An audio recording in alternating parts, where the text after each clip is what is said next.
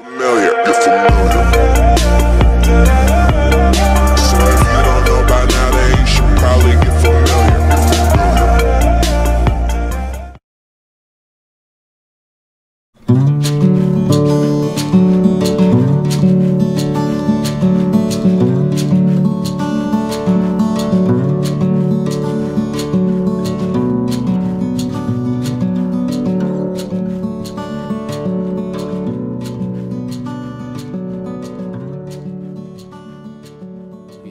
Karena apa? Secara teoritas buah yang besar itu akan menghasilkan buah yang bibit yang berasal dari buah yang besar itu juga akan menghasilkan buah yang besar.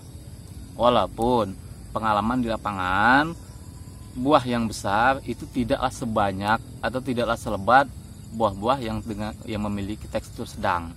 Makanya, Assalamualaikum warahmatullahi wabarakatuh, sahabat tani Nusantara dimanapun berada, jumpa lagi dengan channel Bung Tani. Alhamdulillah, semoga hari ini semuanya dalam keadaan berbahagia, dalam keadaan sehat.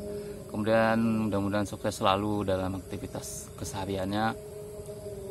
Mudah-mudahan tanaman yang sekarang lagi diusahakan memberikan hasil yang maksimal. Kemudian dia tidak segan-segan untuk selalu memberikan perawatan yang maksimal pula terhadap tanaman kita. Oke sahabat tani, hari ini masih seperti biasa suasana puasa. Ya, hari ini cukup panas di daerah saya, jadi kondisinya ketika 2 jam 5 seperti ini saat ini memang lumayan ngedrop nih posisi badan, posisi tubuh kita lumayan ngedrop, fisik, stamina, haus yang memang udah luar biasa. Insya Allah sekitar 1 jam lagi kita akan berbuka ya. Selamat berbuka juga untuk kawan-kawan di tempat lain. Oke sahabat tani, hari ini kita akan berbagi mengenai video menjawab salah satu pertanyaan subscriber kita atau viewer kita yang nanyain pada waktu itu, kira-kira narasinya seperti ini. Bung Tani, ciri-ciri pohon pinang yang memang udah siap jadi indukan, udah siap dijadikan indukan untuk diambil benihnya, kemudian dibibitkan lagi, ditanam lagi, itu seperti apa? Nah, jadi hari ini kita akan bahas mengenai indukan yang memang udah, atau pohon pinang yang memang udah siap untuk dijadikan indukan, diambil bibitnya, kemudian diambil bijinya, kemudian dibibitkan, ditanam dan dikembangbiakkan lagi atau ditumbuhkan. Kita akan coba kombinasikan dari dua sumber. Sumber yang pertama itu dari Peraturan Menteri Pertanian nomor 129 kalau nggak salah ya, 129 nomor 129 tahun 2014 mengenai kebun sumber benih pinang lah gitu kira-kira. Kemudian sumber yang kedua kita akan ambil dari pendapat atau pengalaman teman-teman petani pinang. Jadi yang pertama, salah satu ada beberapa cirinya.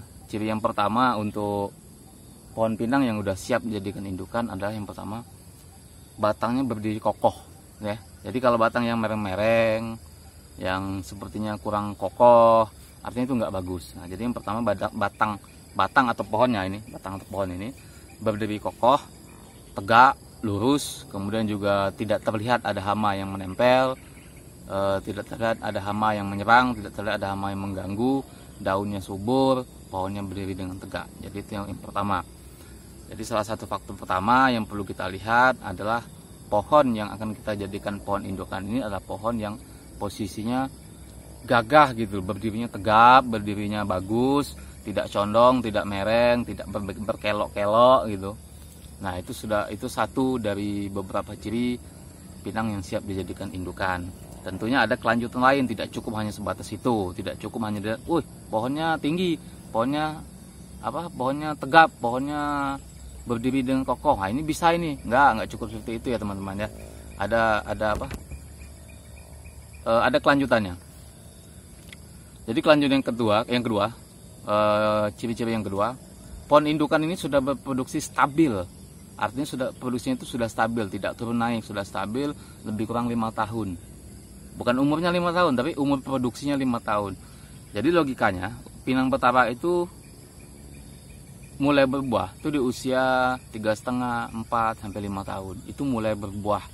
Jadi ketika kita ambil mulai stabil produksi 5 tahun berjalan, dari mulai berbuah tadi 4 tahun ditambah 5 tahun 9 tahun. Mudahnya kita genapin 10 tahun. Artinya pohon pinang yang usianya sudah 10 tahun dengan kondisi batang yang tegap, batang yang lurus, insya Allah udah bisa dijadikan bibit. Tapi tunggu dulu, masih ada ciri-ciri yang lain. Nah, kita lihat dulu. Wah, udah 10 tahun nih, pohonnya bagus, tegap. Ini 10 tahun, 5 tahun ini benar-benar stabil nggak nih produksinya? Atau jangan-jangan turun naik seperti gunung Eteras gitu ya, turun naik. Nah, itu perlu diingat gitu. Nah, jadi jangan sampai satu cirinya ada, ciri yang lain nggak ada, nggak bisa dia semua ciri-cirinya harus kita ambil semua. Kita masukin, kita gabungin. Nah, barulah kita bisa ketok palu bahwa pohon pinang ini yang satu ini bisa dijadikan pohon indukan. Oh, yang ini belum bisa, yang ini belum, yang ini bisa gitu. Oke. Kemudian yang ketiga, jumlah daun. Jumlah daun itu lebih dari 8 helai. Jumlah apa ya bahasanya itu ya? Apa namanya? Gitu. Nah, ini pelepahnya nih. 1 2 3 4 5 6 lebih dari 8 helai. Kalau ini kan mungkin 1 2 3 4 5 6 7 8. Ini 8 nih. Dikurang 8 ini. Nah, dia minimal 8. Jadi 9, 10, pokoknya di atas 8 jumlah apa ya namanya? Pelepah ya, pelepah. Kalau daerah saya pelepah ini. Pelepahnya lebih dari 8 pelepah daunnya. Itu ciri yang ketiga. Jadi kalau pelepah daunnya kurang dari 8, artinya itu kurang bagus untuk dijadikan bibit atau pohon indukan untuk diambil bibitnya. Ya. Kemudian yang keempat, lingkar pohonnya, diameter pohon itu ada ketentuannya. Ini berdasarkan dengan Peraturan Menteri Pertanian nomor 129 tadi. Lingkar pohonnya itu diambil yang diameternya 45 cm. Nah, itu diambil meteran, lingkarin 45 cm. Tapi ingat, ngukurnya bukan dari pangkal sini, tapi 1 meter ke atas. Kita ukur dari sini 1 meter ke atas, habis baru dilingkarin. Kalau itu udah sampai atau cukup 45 cm diameternya, 45 cm mungkin kira-kira ya. Ini kan 40 cm nih, lebih ke 40 cm. Nah, dibulatin. Seginilah lebih kurang ya. Nah, lebih kurang segini. Bukan di pangkal batangnya, tapi di 1 meter di atas pangkal batang, 1 meter di atas permukaan tanah, 45 cm lah. Oke. Nah, jadi kalau yang pohonnya masih belum sampai 45 cm atau mungkin nggak akan sampai lagi karena memang batang pohonnya kurus, ya nggak usah dipaksain untuk dijadikan pohon indukan. Kasihan nanti. Ya, kalau bibitnya kita pakai sendiri, kalau bibitnya untuk kita jual beli kan, kasihan kan yang beli udah nunggu sekian tahun, udah nunggu 4 sampai 5 tahun, ternyata hasilnya tidak sesuai dengan yang dijanjikan, hasilnya tidak sesuai dengan apa yang diharapkan gitu. Oke teman-teman, kemudian yang kelima, tandan pinang. Bukan, kalau tadi kan pelepah daun nih, tapi tandan buahnya itu minimal ada 4 buah. Ada 4 tandan. 4 tandan itu masing-masing berisi lebih kurang 60 biji. Ya bisa 50 sekian, bisa 60 sekian per tandannya. Tentu dengan dengan kategori buah yang ditandan yang berbeda-beda. Ada yang buahnya mungkin udah matang full, udah oranye full warnanya. Ada yang oranye masih campur sama hijau. Ada yang masih hijau, ada yang masih kecil, ada yang mungkin masih di bawah kecil lagi gitu kira-kira. Nah, jadi pokoknya minimal ada 4 tandan dalam satu pohon ini. Artinya kalau kita lihat secara kasat mata, kalau pohon udah tinggi-tinggi sekitar 6-7 meter, 10 meter, udah 10 meter lah ya, udah 10 meter, itu terlihat lebat buahnya. Karena ada 4 tandan minimal ya, ada 4 tandan yang bergelantungan di pohon tersebut. Jadi kalau dilihat sekilas, lebat, kelihatan. Kalau memang buah per tandannya itu berkisar antara 60 biji. Nah, itu untuk kategori buah yang besar. Pengalaman di lapangan, pertandan itu ketika buahnya kondisi sedang atau teksturnya sedang, itu bisa mencapai 200. Bahkan ada yang ngobrol sama saya sampai 300 pertandan dengan konteks buahnya ukuran sedang ya. Nah, jadi kan coba lihat video saya sebelumnya, pinang betara itu ada berbagai bentuk tekstur. Ada yang besar bulat, ada yang besar lonjong, ada yang sedang bulat, ada yang sedang lonjong gitu. Kalau kawan-kawan petani lebih menyukai yang lonjong sedang itu karena memang buahnya lebih lebat. Per satu tandan itu sampai 200-300 katanya. Nah, tapi sekarang kita ambil aja lah sesuai dengan standarisasinya, minimal satu tandanya ada berkisar lebih kurang 60 biji. Kemudian tandanya ada 4 per satu pohonnya. Oke. Itu yang kelima. Kemudian yang keenam, kalau ciri 1 sampai ciri 5 tadi udah terpenuhi, maka ciri 6 adalah kita mengambil biji yang akan kita jadikan, yang akan kita proses untuk menjadi bibit. Nah, biji ini usahakan teman-teman, walaupun satu tandan itu dia satu tandan, pilihlah yang memang beratnya seragam, yang memang besarnya terlihat seragam. Jadi satu tandan itu tidak semuanya beratnya sama, teman-teman, enggak. Nah, jadi carilah yang seragam, buahnya besarnya sama, lebih kurang. Nah, itulah yang dijadikan bibit. Kalau standar itu lebih kurang 35 gram per buah. Per buah basahnya 35 gram. Nah, inilah yang bisa. Ambil rata-rata 35 gram semua. Jadi kalau kita ambil 35 gram, itu rata-rata 1 kilonya berkisar 60 biji lebih kurang. Semakin dikit buah dalam per kilo, itu akan semakin bagus untuk jadi bibit. Karena apa? Secara teoritas, buah yang besar itu akan menghasilkan buah yang bibit yang berasal dari buah yang besar itu juga akan menghasilkan buah yang besar. Walaupun pengalaman di lapangan, buah yang besar itu tidaklah sebanyak atau tidaklah selebat buah-buah yang memiliki tekstur sedang. Makanya petani, sebagian petani itu lebih doyan atau lebih suka sama buah yang teksturnya sedang. Oke teman-teman ya, itu tadi ada 6 ciri-ciri. Mudah-mudahan bisa menjawab pertanyaan dari salah satu viewer kita. Saya lupa namanya siapa, tapi kemarin sempat terbaca, cuma belum sempat bikin videonya. Nah, baru sekarang saya sempat bikin video. Jadi ini referensi saya gabungkan dari 2 sumber pengalaman dengan petani, sumber kita ngobrol-ngobrol sama petani dan lain sebagainya.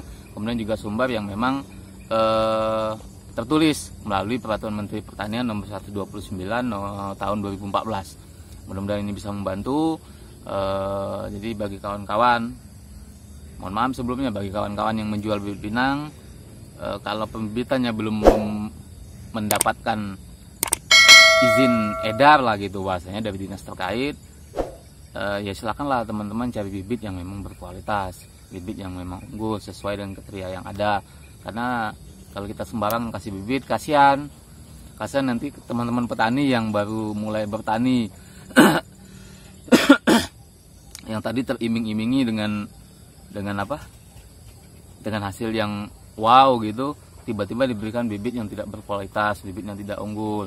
Bahkan bibit yang baru mulai belajar berbuah, bijinya diambil, dibenihkan, disemaikan, jadi dicambah, dijual. Karena secara tekstur terlihat di kasat mata antara biji yang udah umur 10 tahun sama biji yang berasal dari pohon yang baru mulai berbuah 3, 4, 5 tahun, itu nggak kelihatan bedanya teman-teman, kecuali dibelah. Kalau udah dibelah, lihat isinya baru kelihatan ada itu perbedaannya. Suatu saat kita akan coba bikin videonya kalau udah dibelah.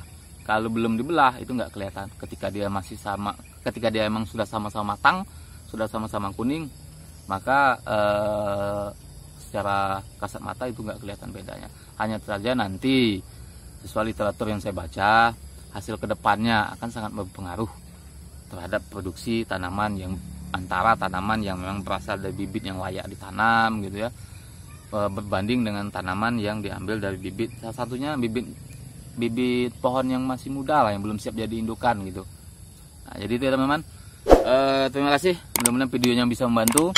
Terima kasih sudah menyaksikannya. Kalau teman-teman suka, jangan lupa like, comment, share, dan subscribe, serta klik tombol lonceng sini ya, tombol lonceng. Mudah-mudahan berkah untuk teman-teman semua dan berkah untuk saya pribadi khususnya. Oke teman-teman, semoga Allah Subhanahu wa taala memudahkan urusan kita hari ini, dan besok juga Allah lancarkan urusan kita. Kemudian mudah-mudahan Allah sempurnakan ibadah puasa kita hari ini. Terima kasih. Assalamualaikum warahmatullahi wabarakatuh.